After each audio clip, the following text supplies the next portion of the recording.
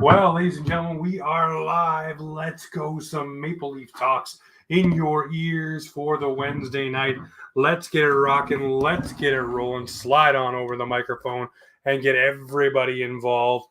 I know we got a great guest tonight, and our friend Steve Peters, aka Petey, as everyone is now getting to know him online. Great breakdown videos of your favorite team, whether it be the playoffs, whether it be a player you're wanting to know about. He has the breakdowns for you. But before we get into that, let's get into the rest of the topics this week. Obviously, the Kadri rumors. Reeves, Mitch Marner ducking the media. It's going around on social media right now. They're in Boston the night before, which means no morning skate the day afterwards. That's all right. Hey, listen, I'm thinking we're still going to get some Mitch Marner questions in there. And, of course, schedule peaks and more coming up for this one. So, ladies and gentlemen, let's get on that fresh sheet. The Zamboni just got off the ice, and this is what it is. Today, the schedule dropped. I want to hear it. Drop the comments down below, whether it's YouTube, whether it's on Twitter, whether it's over on TikTok. I want to hear what your date is for the Maple Leafs. A lot of people circling the Vegas games for Mitch Marner. For me, it's all 82. I love every single game. I watch every game. I'm a fan at heart. I like covering the team, talking about the team, but I mostly like watching the games and getting excited for each and every one because there's something different for every game, and we want to see guys come into their own more and more throughout the season. But I want to hear your schedule perks. I want to hear what you guys want to see this season. So drop those comments. Let me know. We'll talk about more of those next week. But the Marner return game, we have to wait a little while. It'll be cold. It'll be a long time. But I look at it like this and I say, hey, we get Mitch Marner at home after a Boston game. Maybe he'll be tired. The Vegas Golden Knights a little depleted. Maybe the Maple Leafs can lick their chops a little bit and get a victory against Mitch Marner and the Vegas Golden Knights. Maybe even we get a little reverse juju. We all know how former Maple Leafs score against this team. Maybe Mr. Nicholas Roy, however you'd like to pronounce it, comes in and scores one himself against his former team, and the Leafs put on a clinic that night against Vegas and show the fans and everyone, we don't need you. Because you know that will be a chant that will happen, much like when John Tavares went back to Long Island. Same thing, same chant. I expect it from Leafs fans, even though a lot of Leafs fans apparently wanted this guy to go. That's what you're going to end up hearing. It's going to be that thing where you look at it and say maybe 5-6 years from now, we miss Mitch Marner. A lot like the fan base right now is clamoring to have one Nazem Kadri back in this lineup. Everybody with the nostalgic feels, posting the pictures, everyone hanging off of Naz's words during a recent interview where he said, hey, yeah, I hear about it.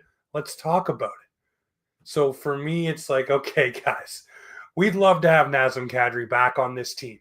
We would, because nostalgic feels, everything feels good. He'd look good down the middle with this squad, Matthews, Tavares, Waugh, Kadri, you name it. That center position looks a lot deeper with Nazem Kadri there. One thing that also looks a lot deeper is the cap hit on Nazem Kadri, and we live in a cap world. Getting this gentleman into our lineup, fitting him in under those cap structures is not going to be easy, and we all know that Calgary and Toronto right now, with Treliving being the GM, leaving Calgary, they're not going to do him any favors. They're not going to make this easy to get Nazem Kadri to be a Maple Leaf again, and they're not going to make it cost-effective, asset-wise, to make that happen either. So I don't think the Maple Leafs have a huge vested interest in making this happen to bring Kadri over and make him a Maple Leaf again, when it will not only cost cap space, which they just so happily got with Mitch Marner going out the door. They aren't going to want to use that all up on Nazem Kadri at this age and this stage of the game. I think if he was a lower cap hit, or if he was coming up as a UFA, where you get 1 year as a big contract and then maybe a littler contract going forward as he signs a sweetheart deal with the Leafs to end his career, maybe that's something the Leafs would look at. But right now, we are not there, folks. So right now, it's sunshine and rainbows to think about, but to physically make it happen, it is not a thing. It will not happen. Like I said, Calgary's doing no favors to the Toronto Maple Leafs. And same to be said about EK65. You're not getting Erik Karlsson from Kyle Dubas. This is another player for me. I don't know why a lot of Leaf fans are clamoring to get him. I understand the puck moving ability. That's great. We have one at home. His name is Morgan Riley. Let's see him on a bounce back season with Brendan Carlo. I think that is more realistic than going and getting an aging Erik Karlsson and putting him on this blue line. Whether you get a little retention there from Pittsburgh or not, to me, it's not worth the assets yet again to bring in a guy like this. I know everyone gets excited about name value. Erik Karlsson, again, is an older player. Is a player that, to me, yeah, great. He had that renaissance season not long ago. I'm not betting on that happening again with the Toronto Maple Leafs. I'm more betting on a guy like Morgan Riley to bounce back with a steady defense partner instead of the revolving door that he's been dealing with. And I think that will calm his game down. And you'll see Morgan Riley step up this season and really put some point totals on the board with a guy like Brendan Carlo strapped to his side. But we will see there. Ryan Reaves, folks. Reavo. We loved him. He came in with the big Papa Pump arms and, laughing about what Gudas did to Wool and saying, I'd love to see him try it. We were all excited. We were all enamored. We were fired up. We wanted this guy to be the face-pounding guy that we wanted for the Maple Leafs to protect our stars. He tried. He came. He fought 9 times in 2 seasons. Not a whole heck of a lot for what you were brought in for, if you're asking me. And we all know Reavo had the knee issues. And those things were something that really hampered his game throughout his time here in Toronto. And when he came back from that one issue that he had first season with the Leafs, where he was healthy and he let everybody know he was healthy, but the Leafs just weren't putting him back on the roster. When he came back, he was effective down the stretch. I will say that.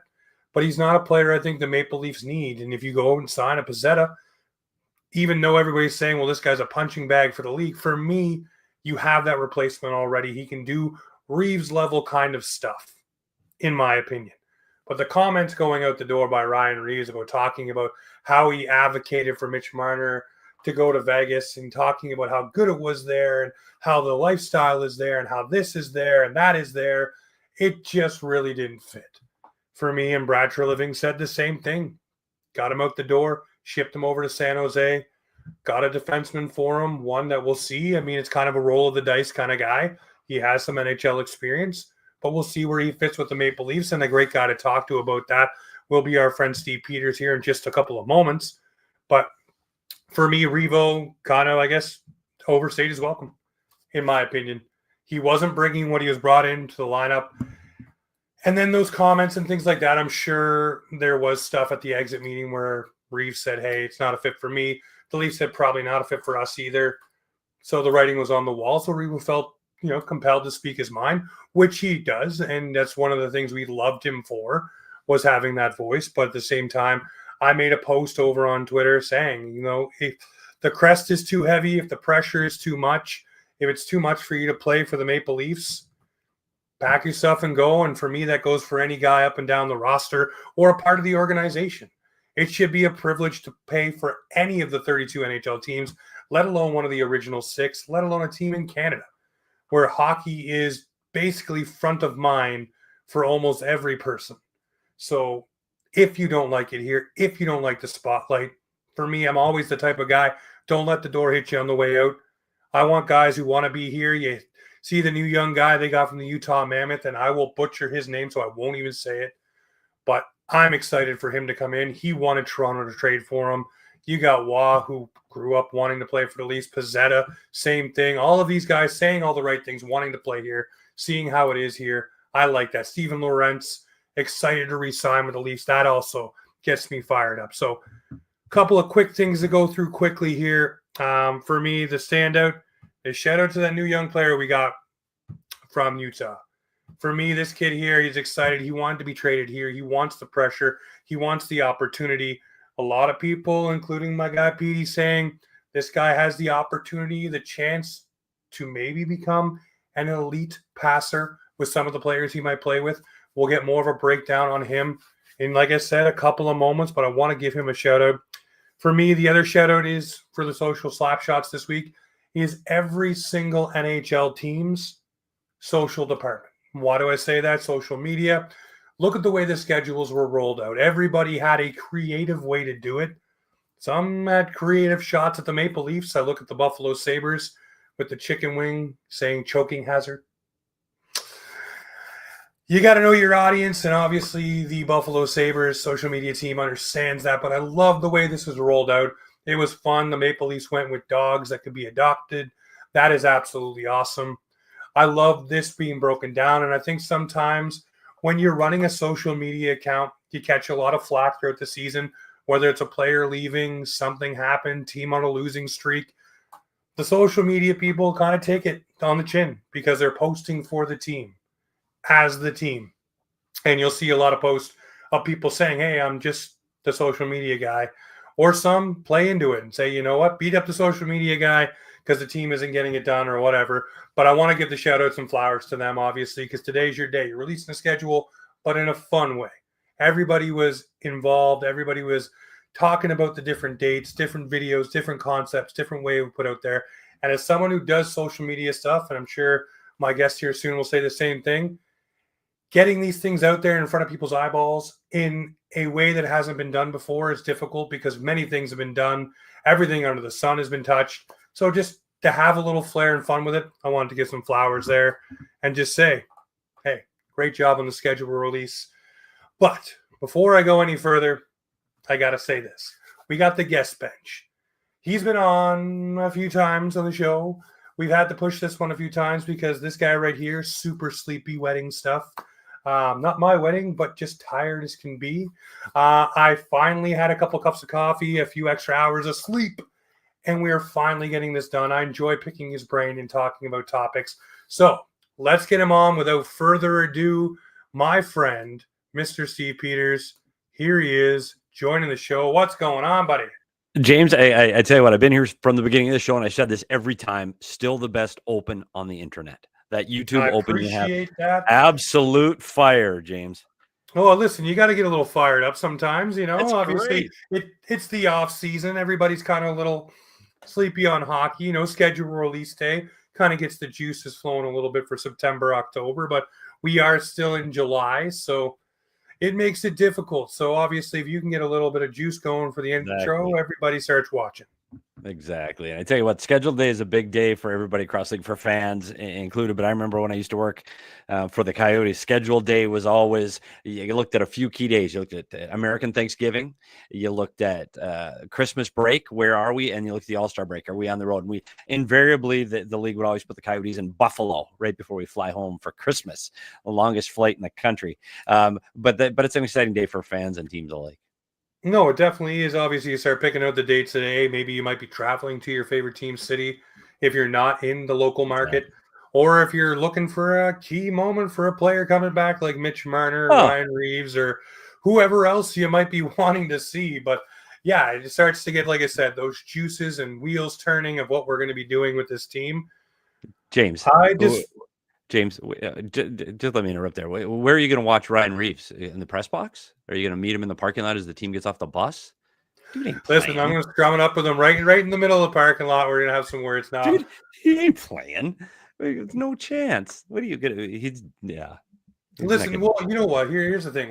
He's about 88 games, I think it is, away from 1,000. His goal is to hit the 1,000 mark. If the Sharks are not going to be a playoff team this season, I can see him getting into more games there than he would in Toronto. I could see him protecting the young players that they've brought in there and maybe serving that role more West Coast style and, you know, being maybe the policeman on the bench there a little bit more. But we wanted that in Toronto and it wasn't really a thing. Like I said, throughout my little blurb there, 9 fights in 2 seasons is not exactly instilling fear in everyone who steps on the ice. Yeah, and you got to do more now. Like, this is 2025, 26 now. Like, that doesn't exist anymore. The stage fights off the face.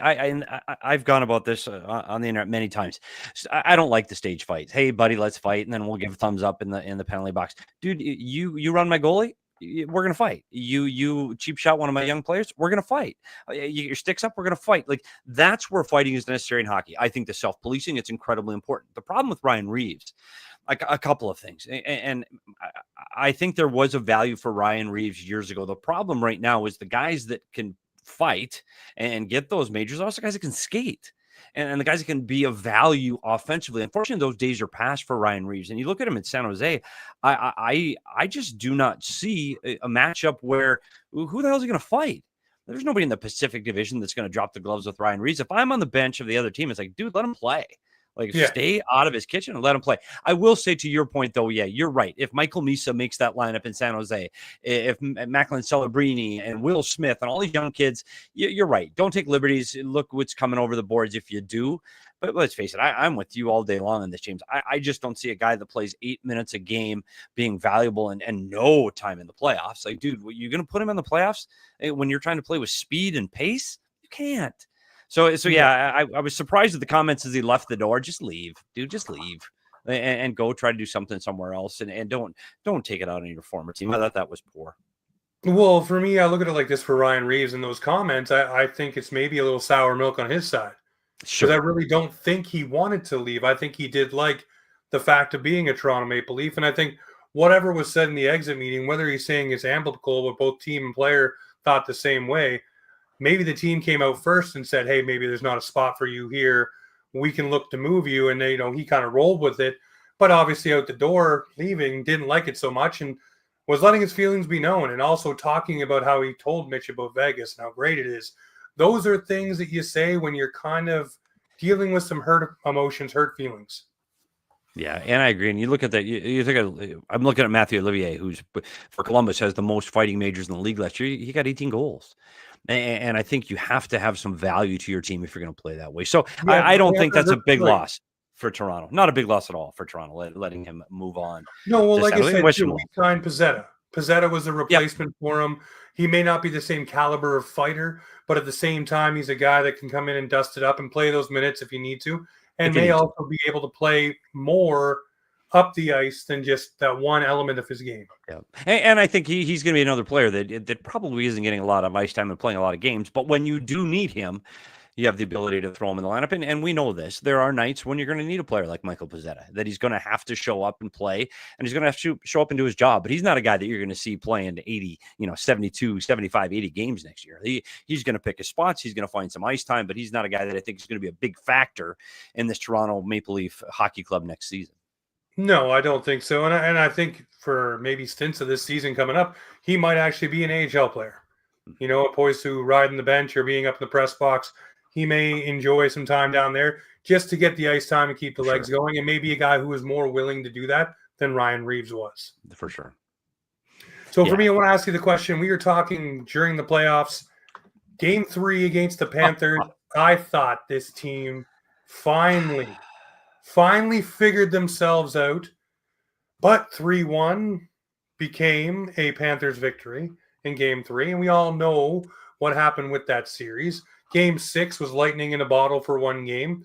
You'd figured they'd maybe replicate that for Game 7 and use that as motivation. I want to know, what are your thoughts on this team not getting it done in Game 3 and not getting it done for that series? Because they were in control. And they, for lack of a better term, Petey, they pissed it away. Yeah. They really did. It's hard because I went and rewatched some of Game 3 today, and watching this as a Leaf fan, that's painful. And they start off buzzing in the first minute, and things were going well, and they're getting pucks to the net. They're on the road, and they're taking advantage of a team that really hadn't come off the ropes in the entire series. And they had the Panthers. The problem is they're still the Panthers. And I think what separated these two teams over the next few games, I do agree. Game 3 was if Toronto gets that one, this is a tough hill to climb for Florida. Not an impossible one, but a tough one. If they can find a way, and I know there's the Stolars versus Woll debate, and we could go about that all night. But Woll wasn't his fault. Well, the wrist shot from the top of the circle might have been. But the point for me with the Toronto Maple Leafs, and fans aren't going to want to hear this, but it's the little details that I don't think that they carried through for 60 minutes during the game, in Game 3, in Game 7, in Game 5. And I'm talking, watch the Florida Panthers against the Edmonton Oilers. It's every play away from the puck. It's making the line change at the right time. It's getting the puck off the glass when it needs to go off the glass. It's dumping the puck in over the blue line when it needs to be dumped in. On that game in Game 3, Matthews is on a 2-on-4. It turns it over and ends up in the back of the net. Dump the puck in. Yeah. You see Nylander at the red line ahead of Ekblad, or excuse me, it was Jones, ahead of Jones, but Jones beats him to the puck, goes in, shoots, and scores because it doesn't back check. It is the littlest of details that Toronto just never cleaned up. That there were just, I don't want to say quit, but it's just not that their feet are always moving when they're away from the puck. I tell you, give William Nylander the puck, dude's flying. Yeah. Absolutely flying. Back checking? Yeah, maybe not so much. It's hit or miss. Yeah, and until you get those details down where you do things right, and I mean everything right, it is the difference of winning or losing the Stanley Cup playoffs. And I mean dumping the puck off the glass, using your stick instead of using your skate. All of those little minute details over time make the difference. And I think that was the problem for Toronto. I just don't think there was enough consistency in all of the little details that made the game successful for them. I think they were great when they had the puck. I think they were great around the opposing net. I think they have high skill on the power play. All of those things are true. It's the things away from the puck that they need to be better at if they want to finally get through and get an opportunity to play for the Stanley Cup. Yeah, no, I fully agree with you. And I've screamed it throughout the playoffs for the Leafs. And you can go back and look at the post. I was saying every single time when I did my little intermission updates is simple, smart hockey. It'll win you the game. It won't cost you the game. It'll win you the game because you're chipping it out right. You're getting it out of your zone. You're making the smart pass, not the dangerous one. You're not doing the sexy things, but it's the dirty, hard-working things that end up being the big things. And as we've seen for the Leafs, that is what cost them. Some of the dipsy doodles, some of the taking an extra second to either admire your pass or think about what you're going to do, and it cost the Leafs. One thing Luke Shen said about this team when he was here in the playoffs was they were allergic to putting the puck off the glass to get it out of their own zone. The simplest thing you can do. Always looking for the play. Always trying to make the better play and be the fancy play. And it's unfortunately, it's part of the DNA of the Big Four is they wanted to make that play. You want to make the big play. And that's where I say when you go, and again, the gold standard in the National Hockey League right now is the Florida Panthers. It just is. And watch how they play. If the play is there, they make the play. If the play is not there, they dump the puck in. And you know what? 8 out of 10 times, doesn't matter. Nothing happens. The puck goes over the glass and there's a whistle and everything's fine. But it's that 9th and 10th time that makes the difference in the game. And if you don't do it consistently all the time, the right play all the time, that's when you're going to make a mistake that gives the team an opportunity to put the puck in your net. And that's why it's so hard to win the Stanley Cup, because you have to do it every night for 2 months. And that's nearly impossible. Yeah, you'd be basically perfect for 2 months. Right. And that's where I think Toronto, at moments, Toronto looked dominating, especially offensively, especially how well and how quickly that team could move the puck. But when they got down and when you had to look at the details of their back check in their defensive zone coverage, their turnovers in the defensive zone, all of those little plays added up. And that's why they didn't make it any farther again. Now you can argue they were the second best team in the Eastern Conference through the playoffs. And that may be true. And a puck bounce here or there, and they're continuing on in that series. But it's those puck bounces that Florida creates for themselves because they play the way they play. And that's where, if you're a Maple Leaf fan, you've got to start that game one. And game one, opening night, you've got to start. And that comes from accountability in the room, that we're going to play this way. We're no more of this. We're going to play like this. And we're going to throw it off the glass. And I think Craig Berube is the perfect guy to be the coach there for right now, because he can have that accountability. But until they get the accountability with the players and the guy sitting next to you, that, hey, dude, you got to, that's where the Florida took another step. You think if you don't back check on that bench or in that locker room, somebody's giving it to you? Are you out of your mind? And until somebody holds the teammate next to you accountable, I think that's one of the things that you need to see from their leadership group, not from the coaching staff, but from the leadership group inside the room. And I think that's going to be very important as Toronto moves forward in next year. Like, they've got to get that voice in the room to pull guys through the mud. And if you can't get drugged through the mud, you're not going to win. Well, let me ask you this question. You've been around a lot of rooms. Is Auston Matthews the voice to do that? I don't know. Like, I've met him a few times, and I know Auston. It's hard. You can be a quiet leader. There's no doubt you can be a quiet leader. I mean, Shane Doan was a quiet leader, but when Shane Doan was pushed against the wall and the team really needed someone to say something, Shane Doan said something. And I'm not sure that Auston Matthews He's the best player on the team. He's the guy that's going to score the goal when you need a goal. He's the guy that when you need that power play goal or that big play, it's going to come from Austin Matthews. I'm not sure he's the guy in the room. I don't know. I'm not getting this signal that he is like, he's not the guy dragging him through, like I said, dragging through the mud. But you look in Florida, it's not Barkov, it's Kachuk. And Kachuk's the one that's pulling these guys through and yelling and screaming and being accountable. So it doesn't have to be the captain, but it's got to be somebody on the bench. It ain't Willie Nylander. Sorry, I'm guys are gonna be all over me, but I think maybe that's where John Tavares is. That a little credit though. Last year, not this playoffs, but last playoffs, he sat there and told them to stop effing crying. Get going. And I think you're going to need it from every player, especially the best players. And I think that's one of the things Tavares can help with. And I want to see it more from Morgan Riley. And I think it's this veteran group now that they've grown up through the Maple Leafs organization now. And now that this is it. Like, okay, we're big boys now. We're no longer kids. We don't have those excuses we've had before. We've talked about Marner's not in the room anymore. So we got to do this ourselves. And I really think it's going to be a matter of these guys being accountable to everybody in the room. And that means the stars have to call out the stars. And I think that's where you start to see what Florida did differently. And that's why you never bet against Florida in the playoffs. Even when they're down 2-0 to a really good hockey team, it's hard to go against them because in their room they believe. And Toronto needs that belief, and they're only going to get it by getting together and everybody pulling on the same rope. What did Brad Marchand say when they were down 2-0?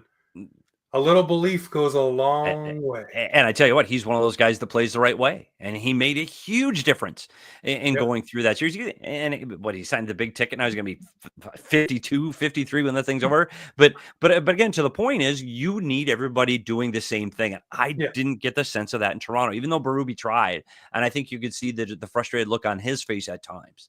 And now it's going to be a different mix. There is no more. This may be an opportunity now for everybody.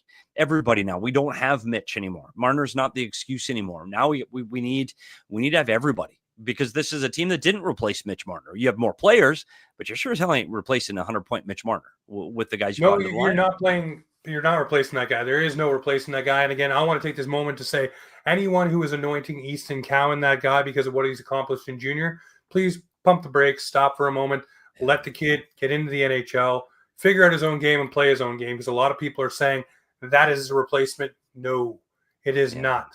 Let the kid flourish and don't make him the problem child if he's not the problem child, because he's going to go through his own growing pains and figuring it out his first couple of NHL seasons.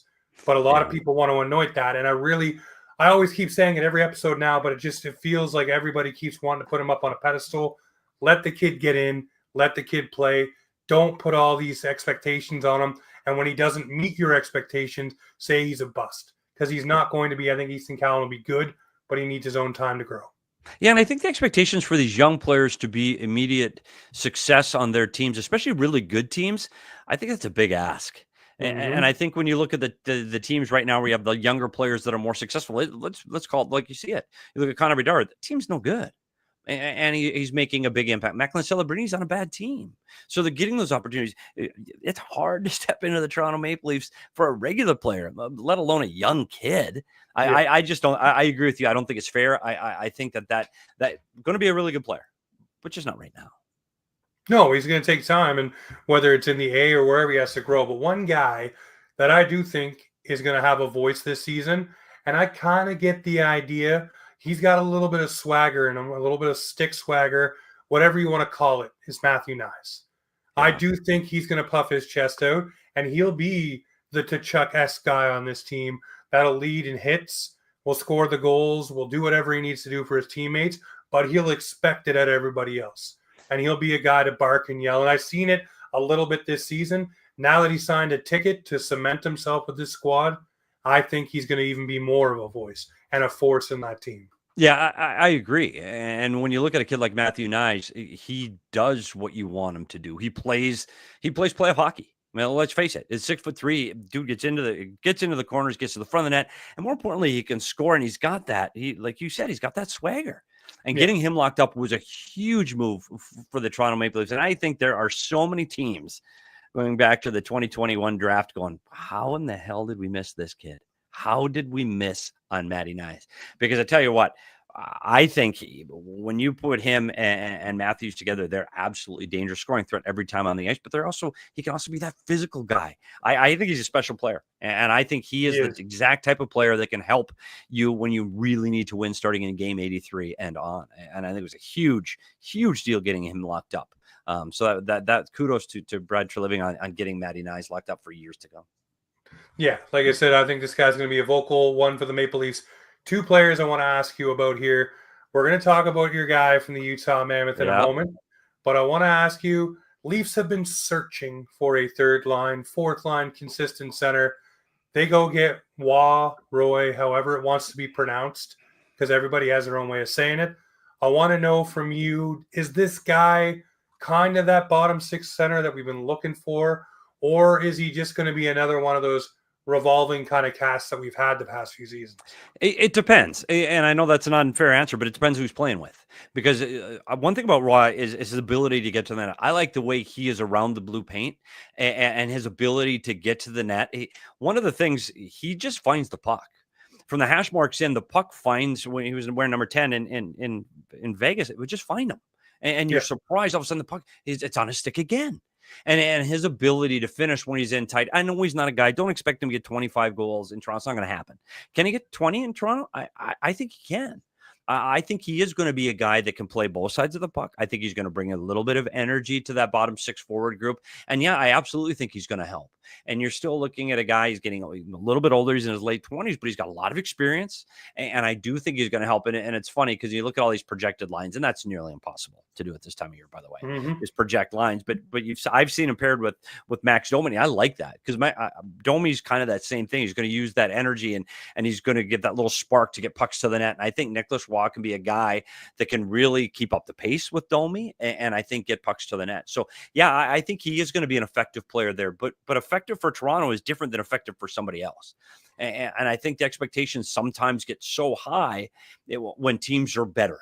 You know, you look at Colorado or Vegas or Florida or Toronto, the expectations are so much higher that you put on players. I think Nicholas Roy just needs to be a good player. I think he needs to be a good third line center that can go up and down the ice and not be a negative player and not being a negative on the score sheet every night. And if he can do that, then I think it's a big win for Toronto. Yeah, I've been penciling this guy, and not even for the goals or anything like that. More of a defensive-minded kind of guy I'm hoping for. Obviously, I want to see him on the penalty kill. That's something the Leafs really need to make sure continues to go forward, and I think he will be a guy for that. The other guy, like I said in my cold intro, I cannot pronounce his name. Matias Maccelli. I really like Matias Maccelli. I like him a lot. And I tell you what, when you go back and look at his numbers in his last two seasons at Arizona before they moved to Utah, he was a significant contributor in their offense. He had a consistent line with Lawson Krause and Nick Bjugstad, and they were a third line that could play in any situation. They could bring you offense. They could shut down teams defensively because he could skate. Then the move to Utah happened. And they had to play on different lines. And Bjugstad was hurt. And Krause couldn't get his mojo going and couldn't get his offensive game going. So Maccelli couldn't deliver in the puck because he wasn't scoring. And then Maccelli finds himself on the fourth line. And now he's not contributing on the fourth line. And then he finds himself in the press box. And I think the big message for Leafs fans on Matias Maccelli, I've seen, oh my gosh, wait till you get him with Matthews. Just keep... We talked about pumping the brakes. Pump the brakes a little bit on Matias Maccelli. He sat out 20 of the last 25 games for the Utah Hockey Club that was nowhere near the playoffs. Yeah. Now, I think he's a really good player. I think he can distribute the puck, and I'm not kidding. He is an elite puck mover, but he's the best puck mover in Utah. Like his ability to make passes over sticks, through people, between legs. His vision is almost like he has eyes in the back of his head at several moments during a game. He can move the puck. Now, can he win all the battles along the wall? Probably not. Does he need somebody else to help him do the job? Absolutely. But I think what Toronto Maple Leafs fans have to be careful about is thinking that he is the automatic heir to the Marner throne, that he is going to be distributing the puck to Austin Matthews game one. Now, he might be. He might be just by default. He might be the guy only because they don't have anybody else in that position. And then you have to look at a McDavid Draisaitl thing where, hey, it's McDavid Draisaitl and somebody else. Well, it's Nyes Matthews and somebody else. And the somebody else to start might be Matias Maccelli. But here's the thing that happened to him in Utah. He really lost his confidence. The coaching staff no longer believed in him. He couldn't do anything right. And when you get like that inside a locker room and a coach doesn't believe that you can do your job anymore, it is hard to play. And it is everything you do is every little mistake in practice matters. And it's hard. And you start beating yourself up.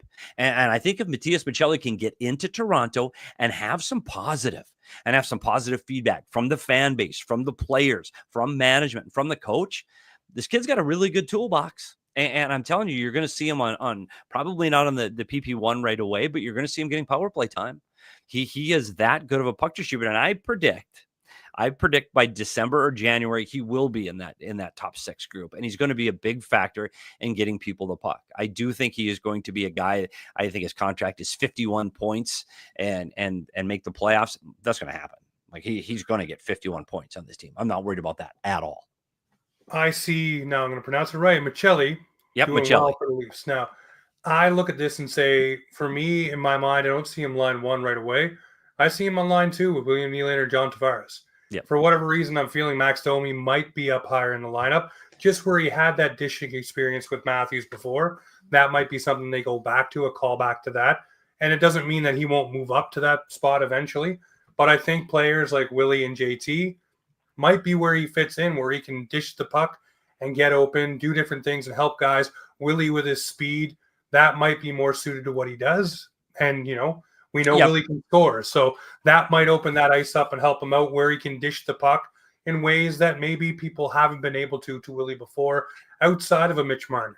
So that might be something that really helps Maccelli out. If Toronto can acquire another right wing, and they may by opening night, you hear all the rumors, or they might add Kadri, but you don't know. If they add another. Looking at Roslovic, I mean, apparently he's holding out to be a Maple Leaf, from what Elliot Friedman's saying. So now I'm not excited about that, to be honest. You're not? I like Roslovic, and I think that he's a guy that can help that team right now. But I stick with you on Maccelli. Maccelli's going to make a difference on this team. I want everybody to be patient with him because it's going to take him a minute. And he had a tough season in Utah, and it's hard to rebound from that. But when you talk about Nylander, Nylander likes to leave the zone early. We got to get him on a stretch pass. Somebody's got to get him the puck. Well, Maccelli can make that pass. He can make the 60-foot pass. He can make the 60-foot pass through sticks. He can.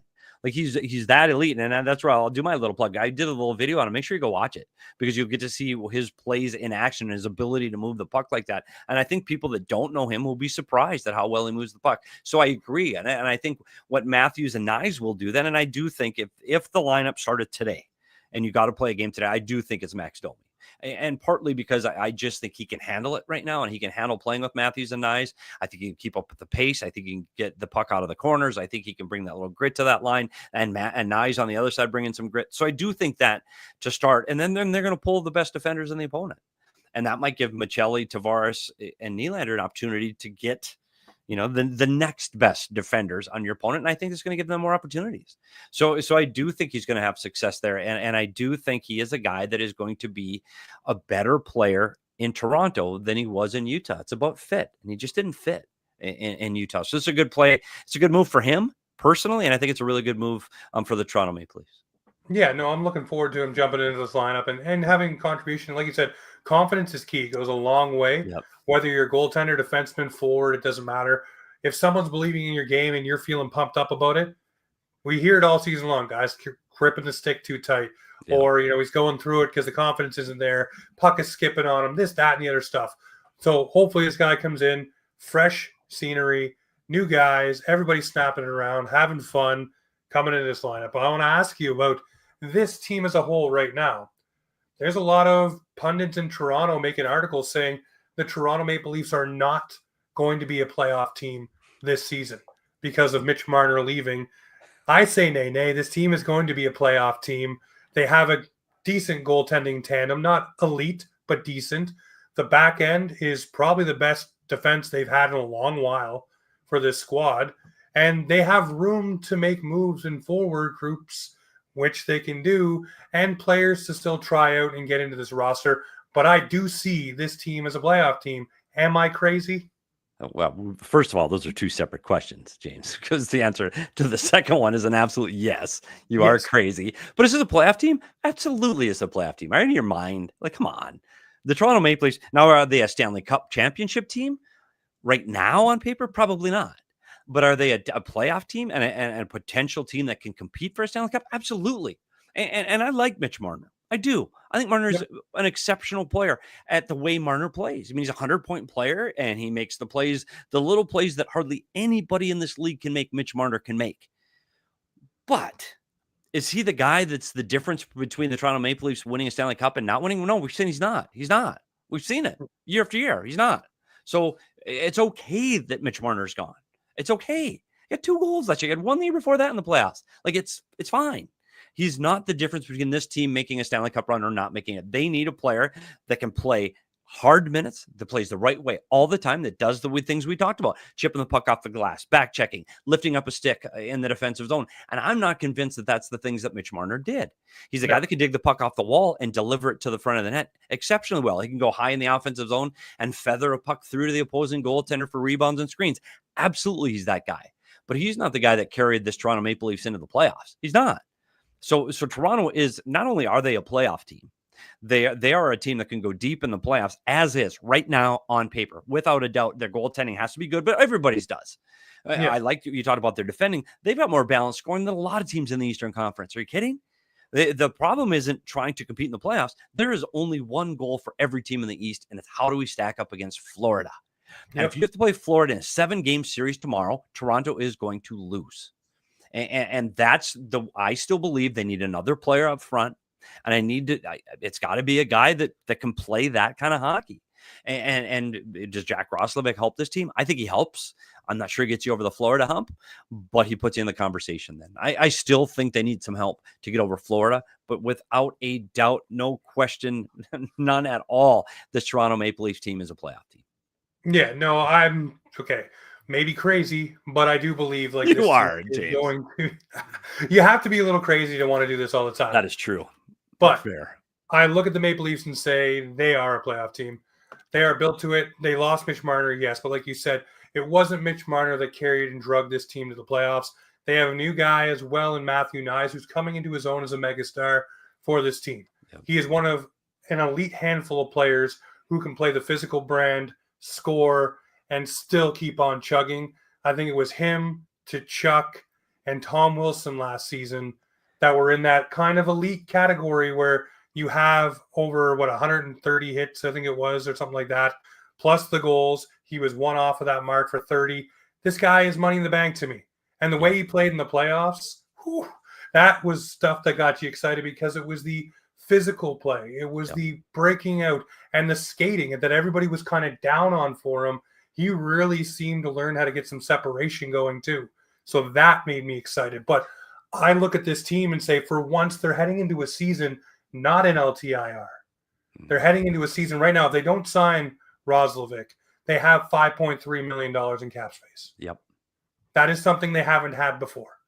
So they have the opportunity, shall we say, to add properly. The LTIR thing is going away. And I think the Leafs are usually ahead of curves when it comes to manipulating the cap and doing things. I think they want to kind of learn this season how to go forward without the LTIR, with having a playoff roster ready, because those are things that are coming. And you have to learn and adapt and get ready for it. So why not do it before it happens? Yeah. And you're looking at a team right now, it's surprising at this time of year that we're talking about the Toronto Maple Leafs with cap space. I mean, it's something unheard of for this team. And I do think you're right. If they don't sign Roslovic, or they don't trade for Rust, or you don't find a way to get Kadri done, that you've got an opportunity in the first 20 games. I mean, I think that this is, maybe it's even the trade deadline, and you can add now, dude, you can add at the trade deadline and you have money to spend. Look out. And I think that those are things, that's a luxury that this franchise hasn't had in a very long time. And so I do think they can wait. Now, if they have the right player comes up that I think Trey Living thinks he can add to this group before October, well, he's going to do that for sure.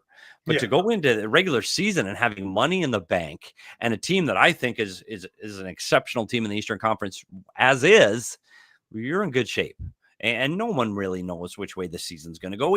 Remember last year's free agency last summer? Who won? Well, the Nashville. They got Marchessault and Stamkos and Brady Shea. And oh my goodness, look at Nashville, what they did in the summer, and they were rotten.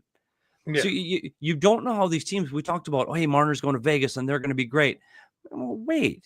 Like we don't know how Marner's going to fit in there. Can he get Eichel the puck? Is Eichel going to have another great year like he did? Is the Vegas goaltending good enough? Like, just wait. Like all of these acquisitions that happened over the last 30 days, we can say look great on paper. But until they get on the ice, we don't know. Back in the day when they Exactly. signed Yager and Richter and Shanahan, all those players, you thought this team was going to be a world Unbelievable. Beater. Yep. They you just don't know. You don't know. Mesh. You don't know how they're going to go. And so that's why when you look at Toronto, and that's why you look at what they've added. Like Matias Maccelli is just a small piece, and the expectations are low. So he's just going to exceed those expectations. Those players that Florida adds that other teams have 100% agree. And he can play up and down the lineup. Yeah. Well, that you also take a gamble on. That's not a player that's a $5-6 million guy right now, but it's a gamble that other teams have given up on. That's where Florida kind of struck gold with some guys. I agree. I think it's a really good pickup for Toronto. I'm excited to see the kid play there. I really am. But I'm not ready. So one player that I'm excited for the Maple Leafs that they had, and I want to see him with Morgan Riley. I said it earlier in the episode. People want to see him out of town for some reason. They're saying this is a great piece to trade. It's Brendan Carlo, and for me, I'm like, why? Why do we want to do this? This defense looks great. Why do you want to move Brendan Carlo and weaken something that looks like for once is going to be a strength? And you can build on your forward group other ways. But why is his name being bantied about? Why? Yeah, I like Brendan Carlo, and I like him in Toronto. I thought he was great in the playoffs. I think he added an element that you could feel you could throw out how many pairs of defensemen for the Toronto Maple Leafs in the playoffs. And matter of fact, defending was not an issue for the Toronto Maple Leafs. Well, if there's some turnovers down the lineup, but I won't talk about that. But Brandon Carlo, I thought was an exceptional defenseman for this team, and I think it's something that they need. I'm not sure what the thought process would be to move on from him, and I guess it's always, well, we can get better. And I don't know what, you were talking about Carlson from Pittsburgh earlier in the show, but I'll take 5 Brendan Carlos over Erik Karlsson all day. He does not help the Toronto Maple Leafs. Period. Nope. Period. We talk about doing the little things right. Dude doesn't. He doesn't do anything right. I do not like Erik Karlsson at all. People that know me well know I'm not a fan. And so when you win, we talk about doing things the right way. You don't all need to be flashy. You don't need a defenseman to score 20 goals a season. You need a defenseman that can defend. And you need a big, strong, tall defenseman that can go out there and play the right way and that can move the puck up the ice. And I thought Brandon Carlo did all those things for Toronto in the playoffs. I think this is exactly what you're looking for. If you want to succeed in the playoffs and go deep in the playoffs, you want a big right-handed defenseman that can move the puck. Well, that's what Brandon Carlo does. What have they been looking for? Yeah, I don't know what the need to move on from him is. I hope that they don't. I think he's a player that can be a very valuable player when the playoffs start, and I think he's a guy that you need to stick with through the first 82. So we'll see. Well, the reason I like him the most is, like I said earlier too, the revolving cast of players playing with Morgan Riley. I would like to see him have a steady defense partner and allow his game to flourish the way that it usually does. And I think if he has that in Carlo and that consistency, we see Mo be Mo. Yeah. And he is going to this team on the back end is going to go as far as Morgan Riley goes. When he is, let's face it, he is the star on the back end, but he does those things right. We talk about the little details of the game being done right. Morgan Riley plays that way, and he plays with that grit and that fire and that belief system. And I do think Brandon Carlo is a guy that can keep up with his pace. I think he's a guy that can move the puck with Morgan Riley. I think he's a guy that helps Morgan Riley out defensively. So I think it's a great pair, and it's a pair you can feel confident on the ice against anybody in the National Hockey League. And so I like Carlo, and I think he fits there, and I do see him being there on opening night. Yeah, me as well. I'm just hoping that there's not, again, when teams think they can upgrade and make a better move, what are the Brian Rust and getting Erik Karlsson at the same time? Somehow you make all that money and stuff work. Maybe that's where their head is, or maybe it's getting Nazem Kadri back and you send him over there, and somehow you get Erasmus Anderson in the deal too, and it's just this big convoluted trade that ends up being cool. That's what everybody's looking at online. For me, I'm happy with the back end. I'm happy with the goaltending. We have money to fix the forward group if it needs fixing. But right now, I want to see it roll out the way it is, because one name nobody is saying, and he seemed to get more comfortable as the playoffs went along, is Scott Laughton. Mm-hmm. I think he is going to be a great player in the bottom six for the Maple Leafs, great on the penalty kill. But once he acclimated to Toronto, it really seemed like his game was starting to elevate. And I wish we had more playoff runway, because I think he was a guy that really could have been something special for them on that run. But we will see it this season. Full 82 of him. I think there's lots in the tank for that guy. Yeah, but there were nights in the playoffs where Lawton and Yarncroc and Lawrence, they were some of the best players on the Toronto Maple Leafs at stretches. That line, yeah. Because they were so effective on the forecheck and they were so good along the walls. And you're right. It is that bottom six that makes a difference. And the problem that you get into when you talk about those bigger name players, be careful with Kadri too. Like, Kadri's 34, played top line minutes for Calgary. His numbers are a little inflated because of the ice time he was getting on the team he was on. He's not going to play that role for the Toronto Maple Leafs. So where are your expectations with him? You talk about Erik Karlsson. That's just a name. I don't know what you're getting there. And I think the Toronto Maple Leafs are worse with Erik Karlsson. I think he's one of the guys. He's one of the guys that would sink the ship. And I think they're worse with Nazem Kadri. Like, I say Kadri as it's what's out there being talked about. For me, if it was a sweetheart cheap deal, that Kadri was signing for the Leafs just to come here, I'm for it. But to give up assets, you can't. For that cap space, it's not for me. No, because now you're looking up the middle of the ice. We got Matthews, Tavares, and Kadri. Like, you're looking at the San Jose Sharks have three guys up the middle that are 22 or younger. Like, okay, we'll eat up Tavares and Kadri. I'm not sure that's the right fit right now. I really don't. And I know people are excited about the addition and thinking of him coming back home, but to see the same Kadri at 34 that he was at 33, I don't know. And I think you're right. When you talk about a player like Scott Laughton, you know what you're getting with Scott Laughton. You know what kind of effort you're going to get from Scott Laughton. You know what kind of compete level you're going to get with him. And you need those guys to win. It's not always the name that you recognize. It's the names that you don't that win you a Stanley Cup. And I've said that with Florida for 2 years now. It's their bottom six that make the difference for the Florida Panthers. It is. And I think for Toronto, you've got to keep that group together. And I think you've got to find that hungry work ethic guys. And I think they've got that right now. So be careful with the Kadri one, because I'm not sure where he fits or how he fits in this lineup. Yeah, I don't see him fitting, but I'm excited to get the season going. Obviously, schedule drop, like we said, happened today. So we got our first little taste and tidbits. I'm looking forward to the summer, having you on closer to training camp when we know more what the Leafs are going to be doing.